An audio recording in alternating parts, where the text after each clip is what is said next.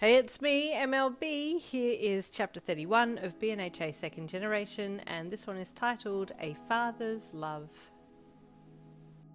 Kiru quickly stepped out onto stage, and all of a sudden she was a different person, grinning brightly from ear to ear as she walked up to the mic. "Greetings, one and all!" she sung loudly into it, flinging her hand up in the air to create some hype. The crowd cheered wildly and she popped a hip out and sauntered over to the other side of the stage after she had pulled the mic from the stand. "Let's hype it up in here! Everyone put your hands together for our motto!" she called wildly, her line cueing the catwalk song to begin. After completing her routine, she then turned and catwalked off stage, handing the mic over to a stagehand before running further back to the dress-up area to get ready for her turn to parade. Was Dad there? Did he see me? I didn't even see him. Her thoughts were in a tizzy as she reached for her outfit and pulled it on and then sat the hat on her head. "Yo, Kiru, you're shaking," a classmate said as she looked at Kiru's hands. "What?" the young Midoriya replied numbly, hands quivering like crazy. "No, I'm fine." "No, you're not. Look at you. You're nervous." "Yeah, but it's not about the stupid hat parade. It's about if my dad is really coming today, or if he's here already." She didn't reply the classmate, but just adjusted her hat and then looked around for the sixth sense quirk wielder in her class. "Hey," she whispered to her. Is he? The classmate shook her head sadly, but then held her fingers up in a wait sign. "He's coming though. I still have the feeling." Kiru nodded and then turned her attention back to the curtain and took a deep breath before taking her spot in the line to parade.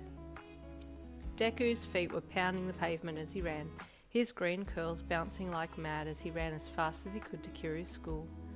"Please don't have finished. Please don't have finished," he wailed internally as he rounded the last corner and made a beeline for the school gates.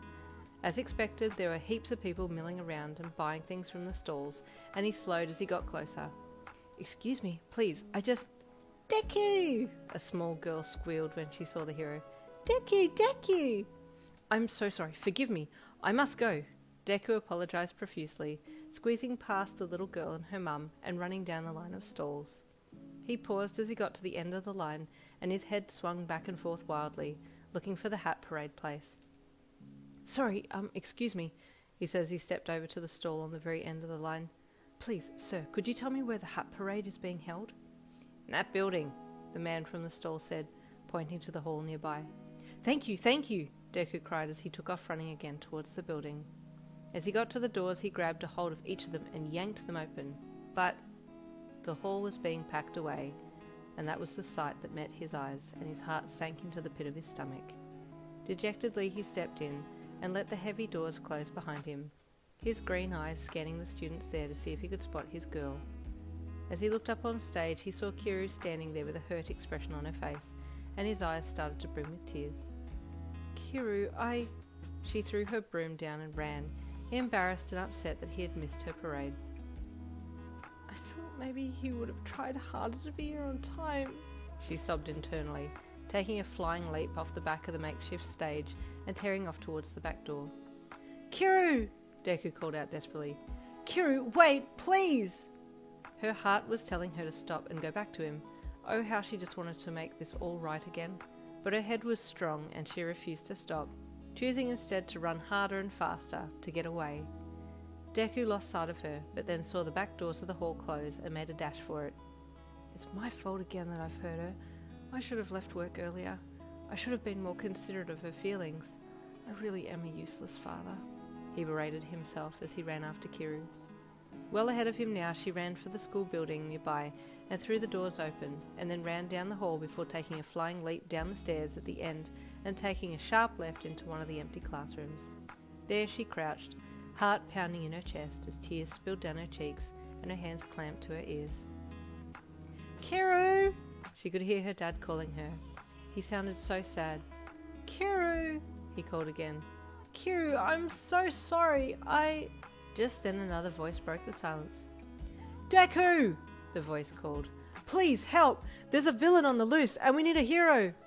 Kiru's pounding heart fell to her stomach and more tears flooded down her cheeks. "Oh, there he goes again. He's gonna go and run off again to save everybody else like he always does. I'm just nothing to him." Silence fell, and Kiru believed that Deku had already left, when suddenly she heard his voice.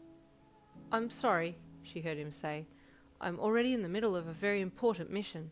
My girl needs me, and I know I messed up, but if I don't fix this now, I might never get another chance. She means the world to me, and I want to prove it to her." Kiru's tears of sadness suddenly turned to tears of awe and love, and she jumped up from where she was hiding and ran out into the hall again so she could see her dad.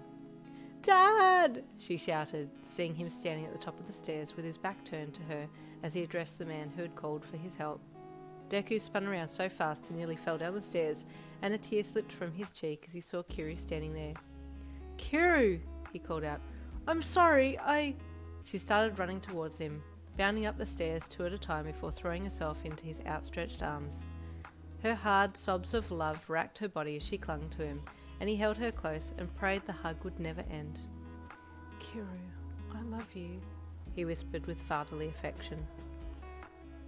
Aww, and there ends chapter 31. Stay tuned for chapter 32 coming tomorrow.